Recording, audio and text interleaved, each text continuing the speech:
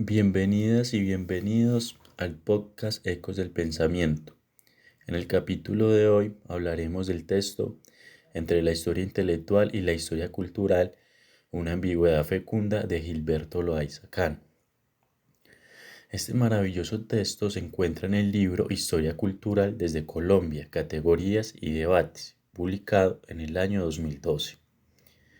Gilberto Loaiza Cano es licenciado en Filología, tiene una maestría en Historia y es doctor en Sociología. Es una autoridad reconocida en el estudio de la historia cultural e historia intelectual en América Latina.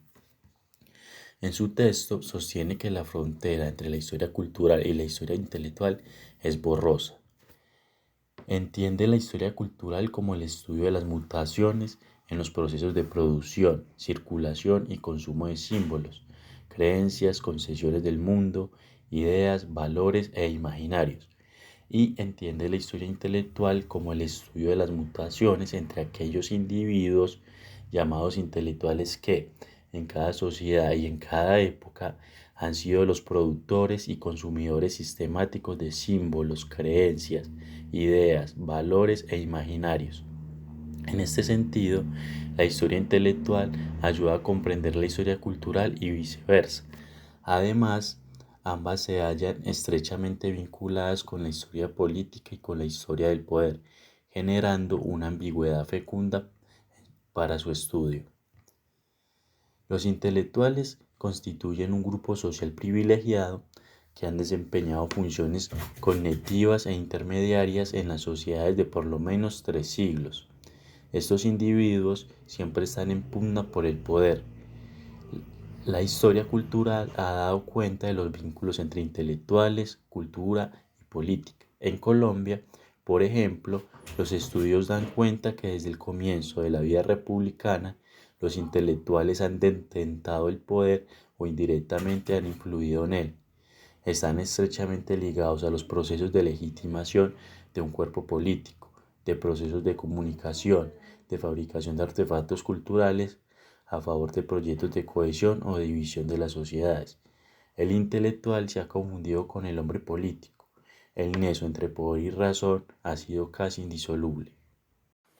También hablaremos sobre la escritura biográfica y los intelectuales. Para Loaiza Cano, el recurso biográfico nos obliga a examinar la condición del intelectual en el entramado social, su ubicación y su trascendencia, y sobre todo nos invita a reflexionar sobre unas preguntas esenciales. ¿Qué tan representativo puede ser un individuo creador en algún aspecto de la vida para comprender y explicar procesos históricos amplios? ¿Puede una vida y una obra convertirse en paradigma o al contrario, en una anomalía? ¿Cómo se establecen vínculos entre una vida, una obra y el entramado político y social en que esa vida y esa obra se produjeron? Aunque la biografía arrastra el lastre de su condición anecdótica, narrativa y microcósmica, concentrada en un individuo y en su red de relaciones, Loaiza plantea que a pesar de esas limitaciones, la biografía o el conjunto de investigaciones biográficas pueden servir para entrelazar una historia de implicaciones más vastas acerca de la vida del intelectual, porque cada individuo está asociado a un contexto, a una estructura o a un campo de posibilidades de acción y de discurso, y también a determinados grupos que producen determinados objetos culturales.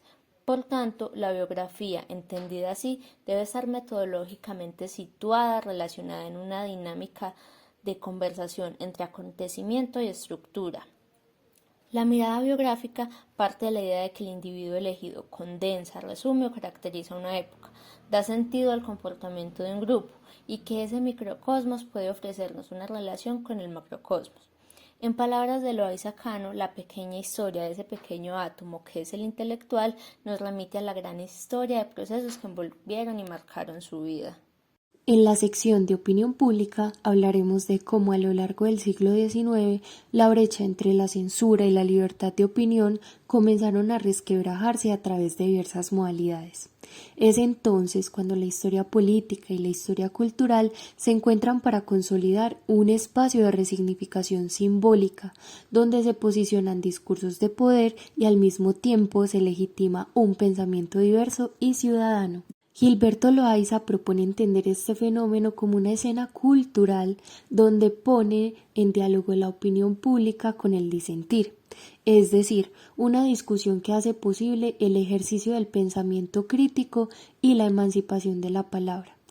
La opinión pública, como bien lo señala el autor, podría ser una aproximación a la liberación del ruido que antes estaba oprimido en los libros eclesiásticos y en las imposiciones institucionales del pensamiento y la palabra. Este ruido termina por estallar en el ruido moderno de la posibilidad de opinar en voz alta. Este tránsito de emancipación simbólica marca el momento en que la palabra se posiciona de manera diversa, ejerciendo un papel de connotación política, teniendo presente que el libro deja de ser exclusivo de las comunidades religiosas y se democratiza a través del mercado, circulando entre imprentas, cafés y tertulias. En este periodo veremos cómo conservadores y liberales, por medio del periódico, se disputaban imaginarios políticos, mientras que mujeres, artesanos, maestros rurales, entre otras poblaciones, escribían cartas a los diarios o hacían circular sus opiniones en pasquines de barrio. Para ir concluyendo, el análisis que nos entrega Loaiza a través de sus reflexiones de la opinión pública, tiene que ver con la idea de que ésta nunca fue un consenso, sino más bien un conflicto heterogéneo de quién podía hablar y quién debía ser escuchado, que va construyendo una nueva forma de ciudadanía que implica el debate, el intercambio de ideas y la apropiación del disentir.